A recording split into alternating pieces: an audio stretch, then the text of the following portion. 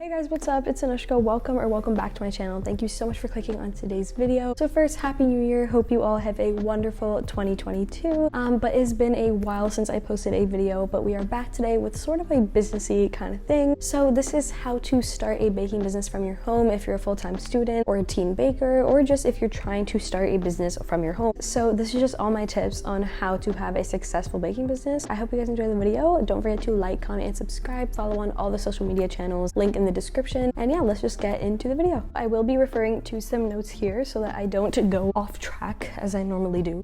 But let's just get into how to start your business. So I am Anushka. I have a baking business. It's been going since 2019 and I've established several social media channels based around it, but it's been going pretty well. I get orders and people in my old community, I moved, so I'm still trying to adjust to things here, but in my old community, people would come to me whenever they needed cakes and it was like a really good system and everything. So I'm just gonna give you my biggest tips on how to establish a business. So first we have the 4 W's and the H. It took me like a solid 5 minutes to figure out whether it was 4 W's or 5 W's. It's knowing where you're gonna sell, why you're gonna sell it, when, what, and how. So I'll just give you the example in my business, what the examples were. So where are you gonna sell? Out of my home. What you're selling? Cakes. When you're selling it? Whenever I get orders. Why you're selling it? To raise money for a nonprofit organization and because I love baking. I'll explain more later. And how you're selling it through social media channels, through pickup delivery system, all of that. So make sure you know what your product is. That's another really important tip. This is like all part of the blueprint, okay? So the blueprint of our business. Knowing what your product is. In my case, it was cakes. That was my specialty, but then I also would sell cupcakes and cookies like later on in the business. And you also need to check if you need a license to sell. This is super important because you don't want to break any laws. That's not really what we're trying to do here. We're not trying to break laws, right? So you need to make sure that if you need a license to sell, that you are getting that license through whatever legislative activities you need to complete. I got around that by doing something else. I will share that later, but keep that in mind if you do need a license. The next part of the blueprint is to figure out your pricing for your goods, right? So you need to price your goods based on how much it costs to make them, number one, and also the audience that you're selling to. So I calculated how much of each ingredient I was using. So on average, this is like not exactly, but suppose if there was like a 5-pound bag of flour and per cake I would use like a certain amount of ounces, then I would calculate how much the entire bag costs and then how much the portion of what I was using costs, just by dividing it, I guess. And so I came up with my basic prices. For example, my 6-inch cakes would range from like $32 to $45. And in the beginning of my business, my prices were a lot lower than what they are now because first my decorating style obviously evolved into something more complex, and so the cake started costing more because I was using more ingredients to decorate them. And also just because as you get more clients and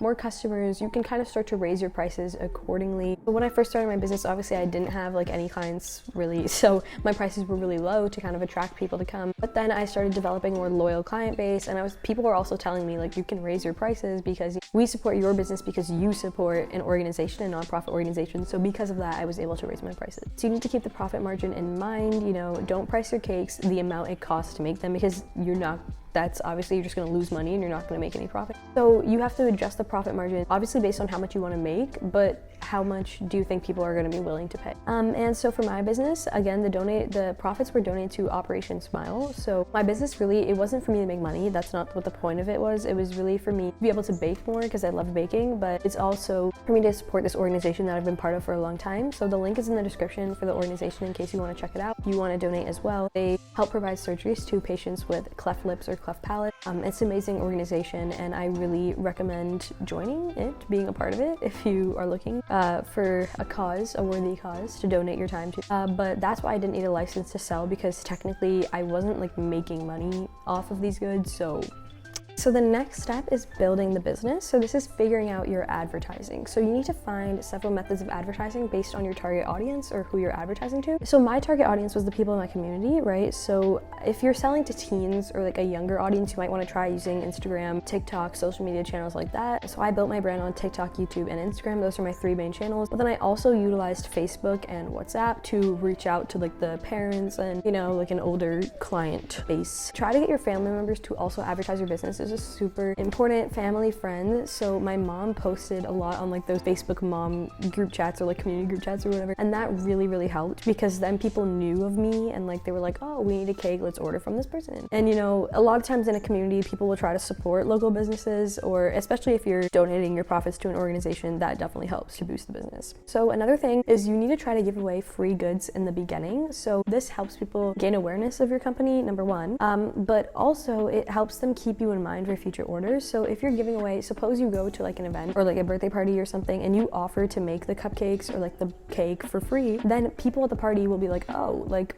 this is fun, like a new place that I can go get my cake from. Because I know at a lot of events, like if people have a really good like cupcake or really good cake, they'll ask the host like, oh, where's it from, you know? Bring business cards, you never know. I'll talk more about that later though. You also want to provide easy methods of contact so people know how should they contact you if they want to order a cake, right? So if you want, you can list this in your Instagram bio like I did. Go check it out, Anushka's Cakes, or you can create a website. So I made a website, and basically on the website was just, it's in the link in the description, but in the website was like an about me section that had like my mission statement thing and like how I donate to Operation Smile. It had a showcase gallery kind of thing where I could post pictures of my cakes. It had a feedback section. It has all my prices so that there's transparency between customers and they know that I'm not like outrageously charging one customer for a cake and then not charging the other. It's all consistent. And obviously I've listed that my prices have changed since then, and I still have to update the prices, but because I moved, like things are different. I did move. I don't know if I mentioned that, but I did. So things are different now, so I have to change things, but you know.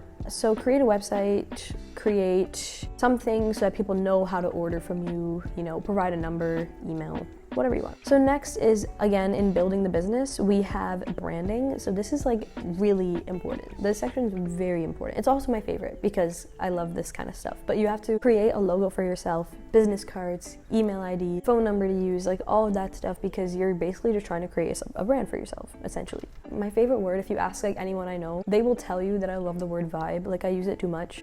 I don't know, is it cringy? I don't know, but it just, that's the best way to describe this. You need to have a certain vibe to your business, a certain disposition, you know, if you will, just so that people know what you're about, you know? And so you have to be consistent in your branding across all your channels. That's another thing. So you can't have like one logo for like your TikTok and then have like a completely different color scheme and like thing for something else. Keep it consistent so that people know what to expect from you. That is very important. So in the example of my cakes though, like in general, you don't have to have a certain style for like of decorating, because that just gets complicated. Like for example, like I'm a custom cake business. People will come to me with specifications of a cake that they want, and then I just make it. Like that's kind of what it is. Obviously I add my own twist on things, and like sometimes they'll leave me like freedom to do whatever I want, but that doesn't mean that I have to like decorate every cake in a certain style. I know a lot of people who do that and they're very successful as well, but sometimes that doesn't work for everyone, and that's okay, because you don't have to have a certain decorating style. People should be able to tell that it's from you based on your packaging. It's just really important that you have some sort of distinguishing factor between you and other people. You can play around with that, see what you want, but just make sure that in everything else that you do, you have a consistent brand. So packaging, social media channels, whatever. So the next part is just like the kind of like the last step is just maintaining the business. So it's just selling your goods, you know? I'm a full-time student in school, and school is my priority because like after high school, I'm a junior in high school, and so after that I want to go to college, you know? So, and therefore I only take orders when I can handle them in my schedule. So just know if you're in the same situation where it's like stressing you out, then just relax, you know, like you only have to take orders when you can handle it. So that's the good thing about having a home business, because you can make your own schedule. So keep selling, and the next thing is to keep selling and stay active on social media if you can. I know it's hard if you're like in school and there's like, just keep people informed because they will understand. So sometimes on my social media pages, I'll be like, sorry, I'm gonna be inactive for a while. I have like a crazy week of like AP tests, whatever. People understand, like, so just it's okay. Next is to provide incentives or discounts for loyal customers. This is a good way of keeping that business and maintaining it, because that attracts people to come and be a client for you if you're gonna provide them with like, say, like a 20% discount on their third cake from you, like something like that. I don't know. You can come up with whatever customer reward programs that you want, but just make sure that it still works for you and your business and your profits and you're not losing anything. So next is to provide a place on your website or social media for reviews or feedback, because it's super important when other people see like that you're open to feedback and that people have reviewed your business. It's all goes hand in hand. Like, it's very important. It took a while for me. Like, I'm still learning how to be really open to feedback. If people are taking the time to leave you feedback, that means that you have something to improve on, and that's what you should be focusing on. So always be open to that. Always be open to reviews, because reviews help you no matter what. If they're good reviews, good for you. If they're bad reviews, then you know that you need to improve on something, and you should always address it. You should always be like, thank you for your review, all of that. Personalization is one more thing that's very important. I always reach out to my customers after they order, and I'm like, thank you for ordering, all that stuff, just so that people know that, you know, like, you care. So that's really important. Last thing is just that it takes time. Like, every business, to grow it will take time, and you just have to be patient with it, because the more attention that you pay to all these small little details that I've mentioned, and the more time that you spend actually creating this business, like, the more it will be rewarding. But that's kind of all the tips I have. I wish you guys the best of luck. Don't forget to reach out to me at anushkascakes@gmail.com or on my Instagram if you have any questions or any other requests for videos to make. And I wish you guys the best of luck if you are starting a business. Don't forget to like, comment, and subscribe. You know the drill. Thank you guys so much for watching. Hope you guys enjoyed today's video, and have the best day. Bye.